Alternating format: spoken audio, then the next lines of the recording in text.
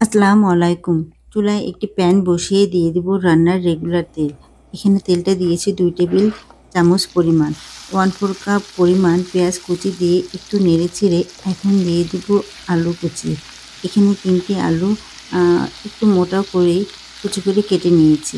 একটু নেড়েচেড়ে এখন দিয়ে দেব মটরশুঁটি। আর মটরশুঁটিটা আমি দিয়েছি ১.৫ কাপ পরিমাণ। তো এখন দিয়ে দিব হলুদের গুঁড়া। হলুদের গুঁড়াটা দিয়েছি আমি ৪ চামচে ৪ ভাগের ১ ভাগ। আর লবণটা দিব স্বাদ মতো। তো এখন দিয়ে দিব কাঁচামরিচ। কাঁচামরিচ এখানে আমি ৬ টার মতো কুচি করে কেটে দিয়েছি।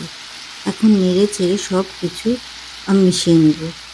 আমাদের এখানে আলুটা খুব তাড়াতাড়ি নরম হয়ে যায়।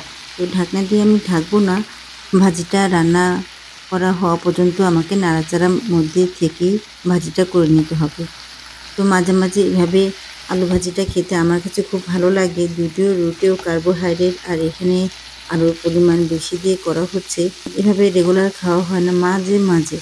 তো আমি যত ভাজি খাই না কেন, আমার কাছে একটু আলু ভাজি দিয়ে রুটি খেতে এটা খুব ভালো লাগে। ভাজি আমার শেষ পর্যায়ে, তো এখন দিয়ে দেব একটু ধনেপাতা কুচি। কারণ ধনেপাতা না দিলে এটার স্বাদ অসম্পূর্ণ থেকে যাবে।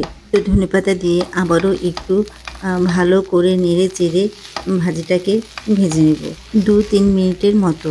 আবার মাঝে, মাঝে কি হয়, আলু একটু ভেঙে আম মটরশুঁটি দিয়ে অনেকটা মাখো করে রান্না করলে এটাও খেতে অনেক ভালো লাগে রুটি পরোটার সাথে। ফাইনালি আমাদের ভাজিটা হয়ে গিয়েছে। এখন আমি একটু তুলে দেখাচ্ছি। এটা দেখতে কি পরিমাণ লোভনীয় লাগছে। তো এখন আমি একটি পরিবেশন প্লেটে তুলে নিচ্ছি আর এটাকে আমি পরিবেশন করেছি রেগুলার রুটির সাথে। তো এই ভাজির স্বাদটা কত ভালো হয়েছে বুঝতে হলে তৈরি করে নিতে হবে।